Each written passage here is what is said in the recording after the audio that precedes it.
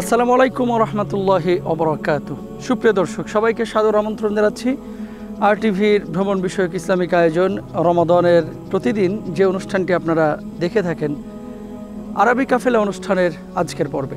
Title sponsor Lifebuoy, powered by Pran ফটো, co sponsor Seema steel ও Minister AC. দর্শক, আজকে আমরা জর্ডানের রাজধানী আম্মান থেকে প্রায় 150 কিলোমিটার দূরে অবস্থিত প্রখ্যাত বিখ্যাত প্রসিদ্ধ সেই গাছের কাছে এসেছি এবং আপনাদেরকেও দেখাবো ইনশাআল্লাহ তাআলা।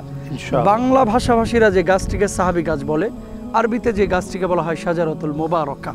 প্রিয় দর্শক, রাসূল আকরাম সাল্লাল্লাহু আলাইহি ওয়াসাল্লামের সান্নিধ্যপ্রাপ্ত শৈশবে সেই প্রসিদ্ধ গাছটি নিয়ে আজকে আমরা কথা বলবো এবং আপনাদেরকে ঘুরে ঘুরে দেখাবো ইনশাআল্লাহ তাআলা। সঠিক ইতিহাস আমরা তুলে ধরবো ইনশাআল্লাহ। সঙ্গে রয়েছেন বরাবরের মতো শেখ আল্লামা সাদিকুর রহমান আল আজহারি। তো সম্মানিত শেখের সঙ্গে প্রথমে আমরা এই গাছটি দেখার জন্য চলে যাচ্ছি। চলুন।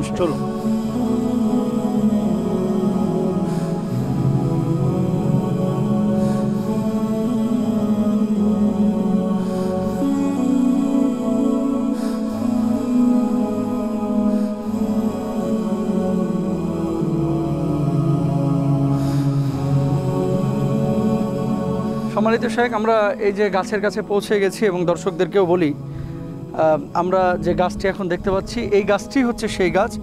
শাইখের কাছ থেকে আমরা কিছু কথা শুনবো এই বিষয়ে।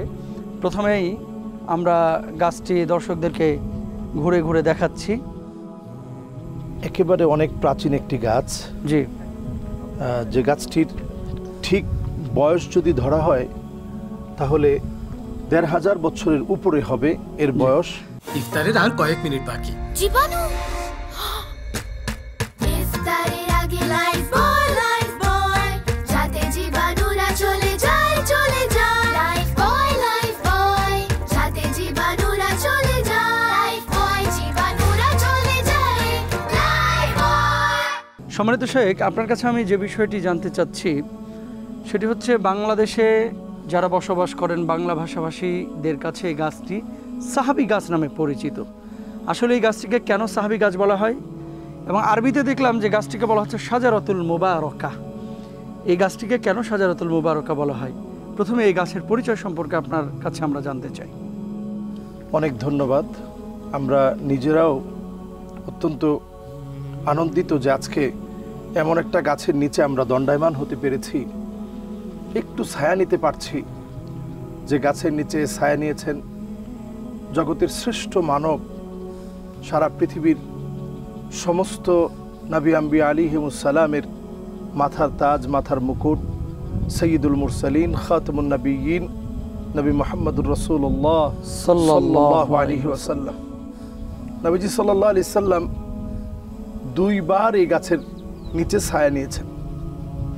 একবার হচ্ছে মক্কাতুল মুকাররমা থেকে নবীজি সাল্লাল্লাহু আলাইহি ওয়াসাল্লাম চাচাকে যখন দেখলেন বের হয়ে যাচ্ছে, রাসূলুল্লাহ সাল্লাল্লাহু আলাইহি ওয়াসাল্লাম বললেন, ইলা মান তাকিলুনি, চাচা কার কাছে আপনি আমাকে রেখে চলে যাচ্ছেন?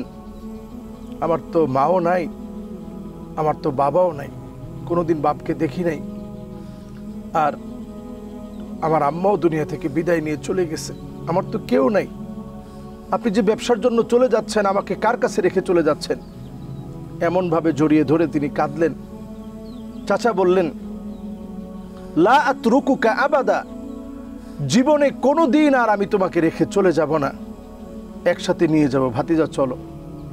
নবীজি সাল্লাল্লাহু আলাইহি সাল্লামকে মক্কাতুল মুকাররমা থেকে শামে ব্যবসা করার উদ্দেশ্যে যখন রওনা হয়ে আসছিলেন, ১৫০০ কিলোমিটার দূরে এখান থেকে মক্কাতুল মুকাররমা, এই জায়গাটায় এসে শামের সুরিয়া এখান থেকে ১৫০ কিলোমিটার দূরে, ঠিক এই জায়গা দিয়েই যেতে হয়। মক্কা হচ্ছে ওই দিকটায় হিজাজের পথ, আর এই দিকটায় হচ্ছে নবীজি সাল্লাল্লাহু আলাইহি সাল্লাম যে শামে যাবেন সেই শামের পথ। নবীজি সাল্লাল্লাহু আলাইহি সাল্লাম ওই বণিক দলের সঙ্গে সঙ্গী হয়ে খুব ক্লান্ত হয়ে গেলেন।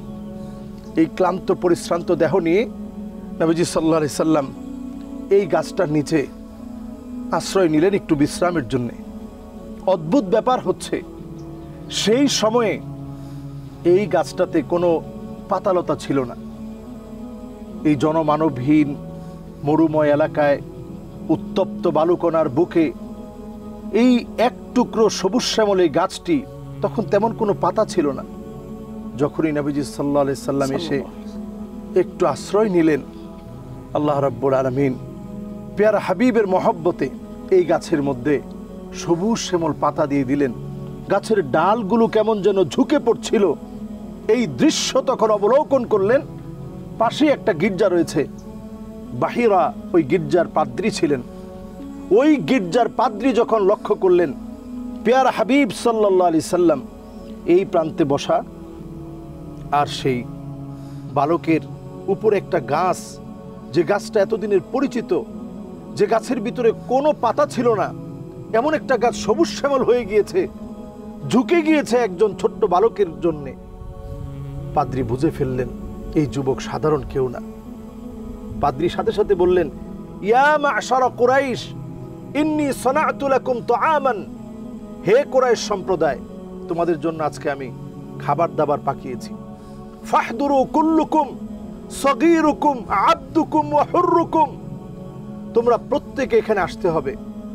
যারা বড় আছো তারা যেমন আসবে, যারা স্বাধীন রয়েছে তারা যেমন আসবে, জি, যদি কেউ দাস থাকে সেও আসবে, ছোট্ট বালক থাকলে সেও আসতে হবে। সবাই নবীজি সাল্লাল্লাহু আলাইহি সাল্লামকে রেখেই এই জায়গাতে সবার আসবাবপত্র, মাল সামানা, নবীজি যেহেতু আল আমিন ছিলেন, 12 বছরের যুবক, সব কিছু রেখে সবাই খেতে চলে গেলেন। নবীজি সাল্লাল্লাহু আলাইহি সাল্লাম জাননি, এক এক করে বাহিরা প্রত্যেকের চেহারার দিকে তাকালেন। তাকিয়ে বাহিরা বুঝে ফেললেন ঠিক যেই বালকটার জন্য গাছ ছায়া দিয়েছে সে আসেনি। বাহিরা জিজ্ঞাসা করলেন, আনতুম তাহদুরুনা কুল্লুকুম, তোমরা প্রত্যেকে কি আসছো? সবাই বলল, আরে মুহাম্মদকে তো আমরা রেখে চলে আসছি।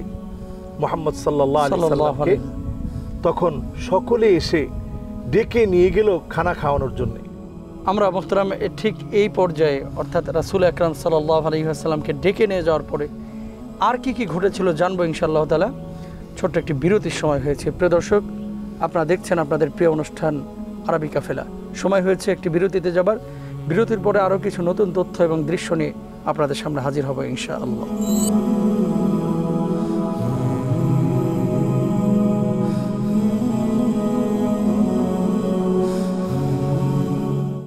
অসময় যন্ত্রণা হোক হোক মধুময়, সময় অসময় হয়ে যাক ফ্রুটময়।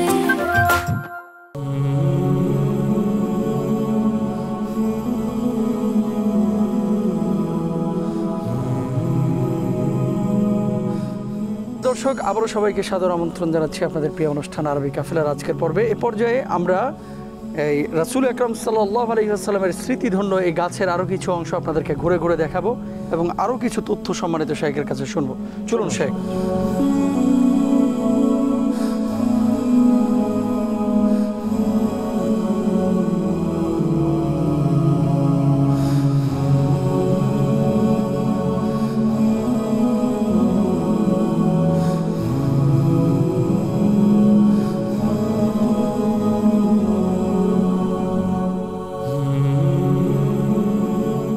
এই সেই গাছ, আল্লাহু আকবার। আল্লাহু আকবার। শেখ, এরপরে আসলে কি হয়েছিল? আপনি বিরতির আগে আমাদেরকে বলছিলেন সবাই খেতে গেল পাদ্রীর কাছে, সেই খ্রিস্টান ধর্মযাজকের কাছে। আল্লাহর হাবিব সাল্লাল্লাহু আলাইহি ওয়াসাল্লাম যান নাই, তো নবীজি সাল্লাল্লাহু আলাইহি ওয়াসাল্লাম যে পরে গেলেন তারপরে কি হয়েছিল এই বিষয়টি যদি বলতেন। জি, নবী করিম সাল্লাল্লাহু আলাইহি ওয়াসাল্লাম তখন পাদ্রী যখন খুঁজতেছিল যে কোথায় সে ছোট্ট বালক যার জন্য গাছটা ছায়া দিয়েছে, তখন নবীজি সাল্লাল্লাহু আলাইহি সাল্লামকে ডেকে নেওয়া হলো এবং সবাই খানা খেলো। আমার নবীজির খানাটা ভিন্ন রকম ছিল। খানার অভ্যাসে নবীজি সাল্লাল্লাহু আলাইহি সাল্লাম ছোটবেলা থেকেই অন্যভাবে খেতেন।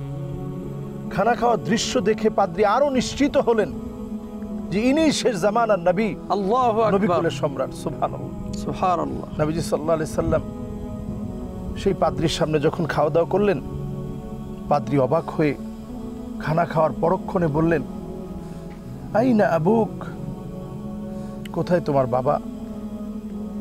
আবু তালেব তিনি বললেন, আনা আবুহু, পাদ্রী অবাক হয়ে বললেন, আমরুন মুস্তাহিল আই ইয়াকুনা আবুহু হাইয়া।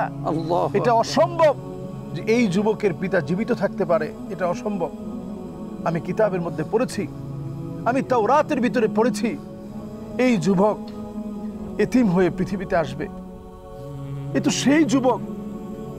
তখন বাহিরা নবীজি সাল্লাল্লাহু আলাইহি সাল্লামের মুবারক কাপড়টা একটু সরালেন, কাঁধের দিকে নজর করে দেখলেন কাযিররিল হাজালা, কবুতরের ডিমের মতো একটা জায়গা।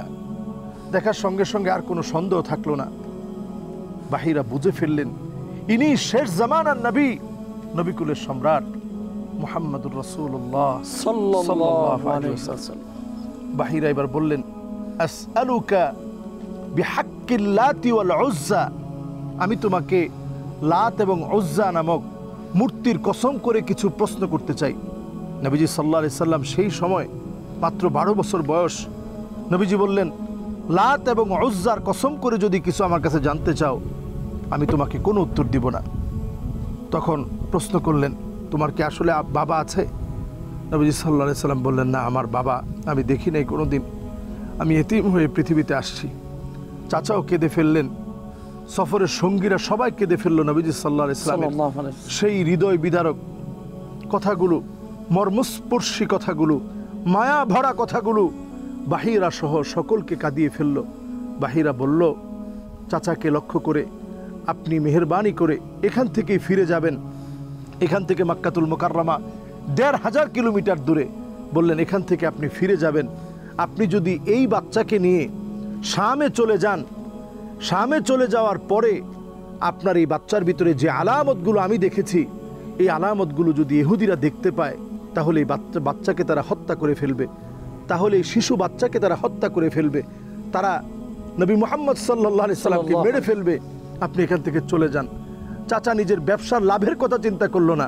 চাচা আবু তালেব এই প্রান্ত থেকে আবার তিনি ফিরে চলে গেলেন।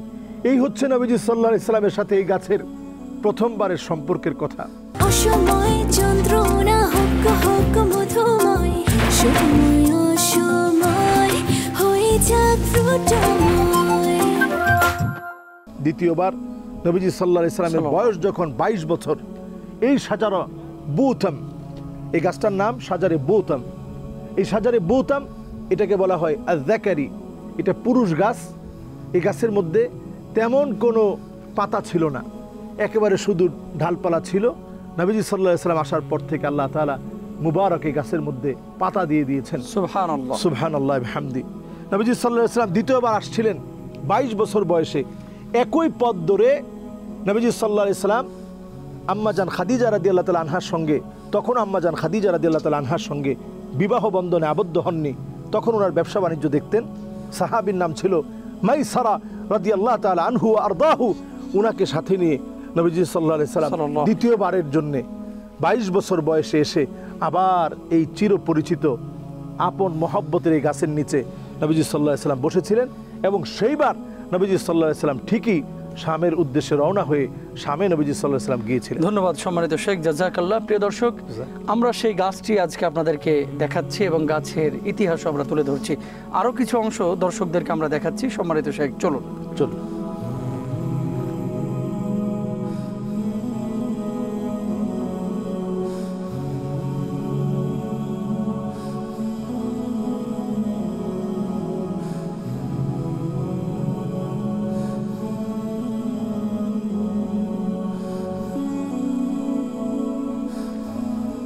অনেকে শেখ বলে থাকেন যে এই গাছটি আমরা দেখতে পেলাম এসে এক সময় পাতা ঝরে যায়, আবার শীতকালে পাতাটা নতুন করে বের হয়। কিন্তু গাছটা যখন পাতা ঝরে যায়, অনেকে বলে যে মারা যাচ্ছে, কিয়ামত চলে আসছে। এই ধরনের কথাবার্তা যারা বলে, এগুলোর কোনো ভিত্তি আছে কিনা? না, আসলে এটা বলার কোনো সুযোগ নাই। এটা হচ্ছে প্রকৃতি আল্লাহ তাআলা যেভাবে সাজিয়েছেন, জি, সেটার অংশ বিশেষ। এটা এখন আমরা যে অবস্থায় আছি, আলহামদুলিল্লাহ সবুজ শ্যামল দেখতে পাচ্ছি। আবার যখন এটার সময় আসে, তখন এটার পাতাগুলো ঝরে যায়। তো এই সময়ের পরিবর্তন অথবা এখানের আবহাওয়ার পরিবর্তনে এই ঘটনাটা ঘটে থাকে, এটার সাথে কিয়ামতের কোনো সম্পর্ক নেই। ধন্যবাদ সম্মানিত শেখ। প্রিয় দর্শক, আমরা এতক্ষণ আলোচনা করছিলাম সাহাবি গাছ নিয়ে, শাজারাতুল মুবারাকা নিয়ে। আজকে অনুষ্ঠানে একেবারেই আমরা শেষ প্রান্তে চলে এসেছি ইনশাআল্লাহ। আগামীকাল নতুন পর্বে নতুন স্থাপনায় আবারও দেখা হবে। আল্লাহ হাফেজ। আসসালামু আলাইকুম রহমতুল্লাহ।